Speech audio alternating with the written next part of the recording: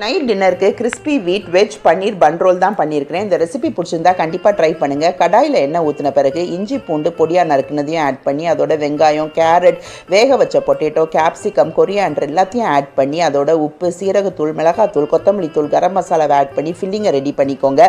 இப்போ பன் பண்ணுறதுக்காக நான் 1.25 கப் கோதுமை மாவு தான் எடுத்துருக்கிறேன். அதோட உப்பு, சுகர், ஈஸ்ட் எல்லாமே அரை டீஸ்பூன் ஆட் பண்ணி அதோட 2 டீஸ்பூன் எண்ணெய், தண்ணி ஆட் பண்ணி சப்பாத்தி பத்தத்துக்கு அதை நல்லா பிசைஞ்சு எடுத்துருவேன்.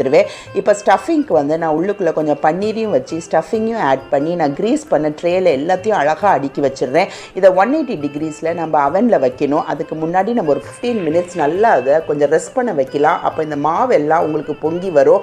இப்போ வந்து அந்த ட்ரை ஆகாமல் இருக்கிற மேலே பாலை வந்து கொஞ்சம் நம்ம ப்ரஷ் பண்ணிவிட்டு நான் மேலே வந்து எள்ளை வந்து கொஞ்சம் தூவுறேன். அது அழகாக உங்களுக்கு அது நல்ல ஃப்ளேவர் கொடுக்கும். ஒரு 180 டிகிரிஸில் ஒரு 20 மினிட்ஸ் பேக் பண்ணி எடுத்த பிறகு சூப்பரான கிறிஸ்பி பால்ஸ் ரெடி